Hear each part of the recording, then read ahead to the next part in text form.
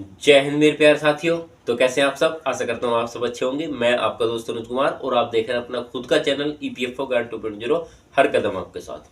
दोस्तों, आज का जो मुद्दा होगा बहुत अहम और स्पेशल टॉपिक पर रहेगा। बात होगी पुरानी पेंशन योजना को लेकर कुछ खास मुद्दों के बारे में कि इस समय की जो अपडेट है, क्या जिन राज्यों ने पुरानी पेंशन योजना लागू की है उन राज्य में उनको मिल भी पा रही है या नहीं मिल पा रही है।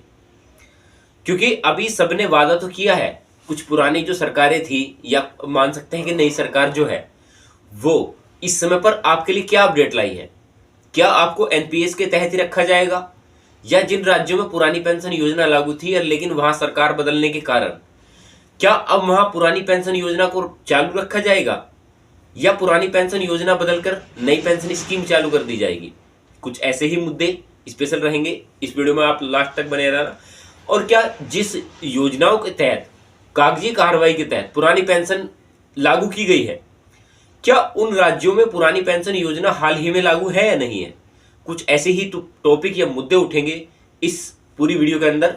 और मैं कहना चाहता हूं जो भी मेरे भाई पहली बार मुझसे ही अपने इस चैनल से जुड़े हैं, क्योंकि ये कर्मचारियों का ही चैनल है, यानी कि आप ही लोगों का चैनल है। अगर आप मुझसे पहली बार जुड़े हैं या इस वीडियो से पहली बार जुड़े हैं तो इस जो है चैनल को सब्सक्राइब कर लेना और सब्सक्राइब करने के बाद बेल के आइकन को ऑल पर दबा देना, ताकि जो आज की डेट है, यानी कि जो आज की डेट में अपडेट है आपके लिए क्या है स्पेशल, जो आज देश में मुद्दा उठा हुआ है पुरानी पेंशन योजना का, सरकारें भी इसको हल्के में ले रही हैं, लेकिन जिस प्रकार से कर्मचारियों का हक मारा जा रहा है उस बात को देखते हुए सरकार भी कहीं ना कहीं ये सोचने पर मजबूर है कि पुरानी पेंशन योजना इस समय पर लागू होनी चाहिए या फिर एनपीएस के अंदर ही इतना बदलाव किया जाए कि जो कर्मचारी हैं उन्हें पुरानी पेंशन योजना की तर्ज पर ही पेंशन दी जाए। जैसे कि आप हाल फिलहाल जानते होंगे कि पुरानी पेंशन योजना में 50% हिस्सा दिया जाता था उनके कर्मचारी के आखिरी वेतन बेसिक सैलरी का, लेकिन एनपीएस के तहत इसमें कोई भी ऐसा बदलाव नहीं है। एनपीएस की अगर हम बात करें तो एनपीएस के अंदर कुछ ना कुछ ऐसे फॉल्ट भी हैं जो कर्मचारियों को रास नहीं आ रहे। अगर एनपीएस के अंदर कोई बुराई नहीं होती हो तो एनपीएस की बुराई के बारे में जो अभी इतनी बड़ी बड़ी रैलियां उठी हैं, डिबेट उठी हैं, वो इतने बड़े बड़े मुद्दे ना उठते। अगर आपको वीडियो अच्छी लगे तो वीडियो को लाइक कर सकते हैं। और आप अगर आप चाहते हो कि जो मेरी छोटी सी नॉलेजेबल वीडियो है, क्योंकि मेरा हमेशा से मकसद बनता है मैं जो भी वीडियो बनाता हूँ एजुकेशन पर्पस के हिसाब से बनाता हूँ, और मैं आप लोगों का बहुत बहुत धन्यवाद भी करता हूँ। इस वीडियो के साथ साथ मेरे 200 वीडियो भी कंप्लीट हो जाएंगी, तो ये मेरे लिए खुशी की बात भी होगी, क्योंकि आप लोगों का भरपूर साथ और भरपूर प्यार मुझे यूट्यूब पर मिला है। मैं आपका धन्यवाद करता हूँ। चलिए, अब जो मुद्दा है वो क्या है या क्या अहम टॉपिक रहेगा, बात होगी पुरानी पेंशन योजना के कुछ अहम मुद्दों के बारे में। अगर आपको वीडियो अच्छी लगे तो वीडियो को लाइक जरूर करना। इस चीज से मुझे मोटिवेशन मिलती है कि कोई मेरा भाई है जो मेरी वीडियो को पसंद करता है। अब बात करें तो ओपीएस देने का ऐलान किया, पर हकीकत केवल कागजी। ऐसा क्यों? 5 राज्यों में से 4 राज्यों में लागू नहीं, केवल हिमाचल प्रदेश में मिल रहा है फायदा।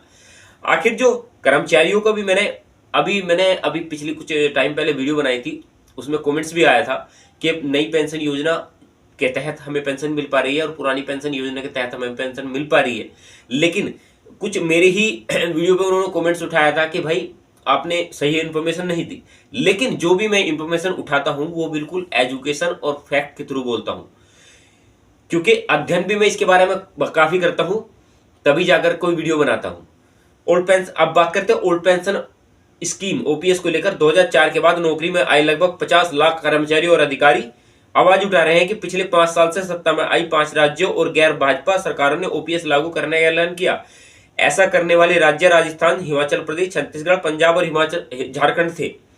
अब जो इसमें मुद्दा है वो आखिर है क्या, क्योंकि इन राज्यों का नाम इतना रटा पड़ा है, लोगों की जुबां पर है, लेकिन इनमें कुछ खास बात है जो मैं आपको इस वीडियो के तथ्य से बताऊंगा। अब ओपीएस लाने वाली छत्तीसगढ़ और राजस्थान में सरकारें बदल चुकी हैं।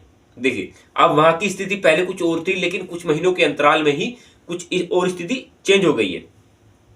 कागजों में इन राज्यों में सरकारें बदल चुकी हैं। कागजों में पुरानी पेंशन लागू है, लेकिन हिमाचल प्रदेश को छोड़कर कहीं भी सेवानिवृत्त कर्मचारियों को पुरानी पेंशन नहीं मिल रही।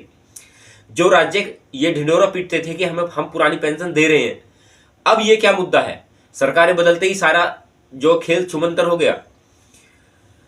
अब बात करते हैं राजस्थान में कुछ को मिला, कुछ को मिली, कुछ को नहीं मिली। झारखंड अंशदान लौटाने की शर्त पर ओपीएस देने की बात कह रहा है।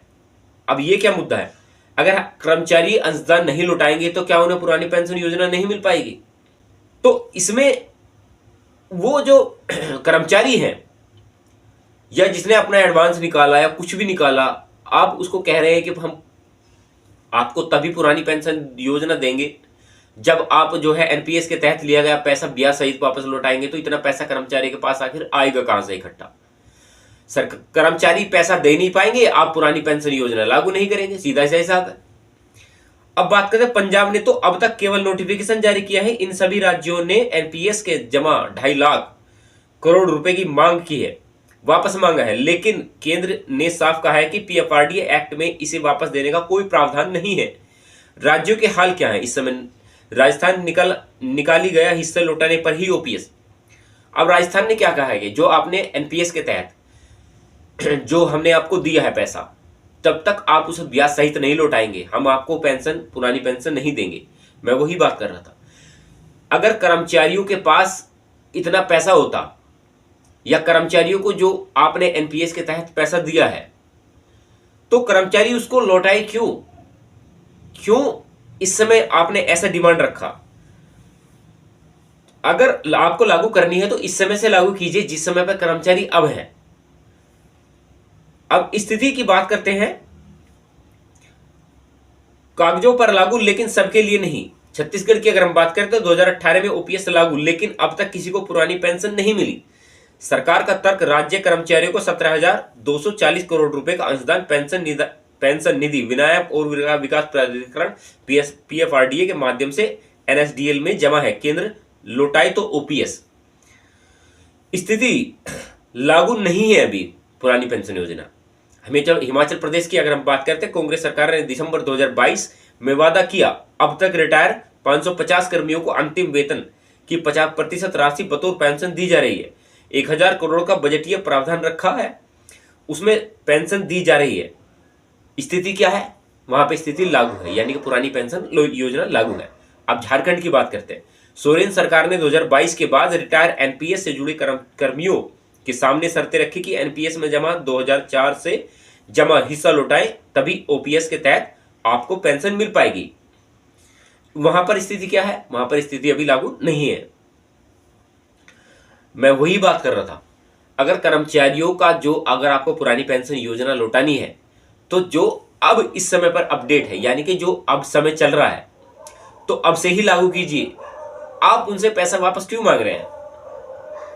अगर पैसा वापस देने के से ही आपके जो सरकारों का फायदा होगा, तो इतनी बड़ी बड़ी तिजोरियां जो भरी रखी हैं, उनको कुछ खाली कीजिए। चलिए, अभी मेरे मन में एक सवाल आया, जैसे कि आपने अभी देखा होगा, पुरानी पेंशन योजना का जो मुद्दा है वो केवल और केवल कर्मचारियों के लिए ही है। मंत्रियों पे कोई लागू नहीं, तो कोई भी ऐसा सिचुएशन लागू नहीं होता कि उनको पुरानी पेंशन योजना नहीं मिलेगी, उन्हें एनपीएस मिलेगी। जितने भी मंत्रिमंडल के अधिकारी हैं उन सभी को पुरानी पेंशन योजना के तहत ही पेंशन मिलती है, चाहे वो 5 साल की सरकार रही हो चाहे 10 साल की सरकार रही हो। मंत्रिमंडल में पहुंचने के बाद सभी को पुरानी पेंशन योजना दी जाती है। तो सरकार ने ऐसा दोगलापन आखिर क्यों रखा?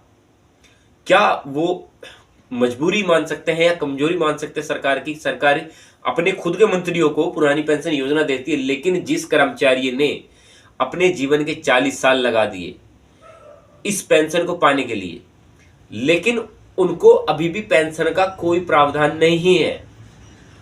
जो मेरा सैनिक आज देश की सेवा के लिए बॉर्डर पर खड़ा है, जो मेरा कर्मचारी दिन रात सरकारी बसों में धक्के खा रहा है, या जो मेरा कर्मचारी सुबह से लेकर शाम तक बैंकों में सिर की माथापच्ची कर रहा है, या जो मेरा कर्मचारी दिन हो या रात हो, जैसे कोरोना टाइम देखा आपने, सभी पुलिसकर्मी, आर्मी के जवान हो, डॉक्टर हो, जितने भी सरकारी अधिकारी, जितने भी, चाहे उसमें पुलिस के जवान हो, आर्मी के जवान हो, नेवी के हो, इन सभी को किसी न किसी तहत आज के समय में कुछ न कुछ झेलना पड़ रहा है।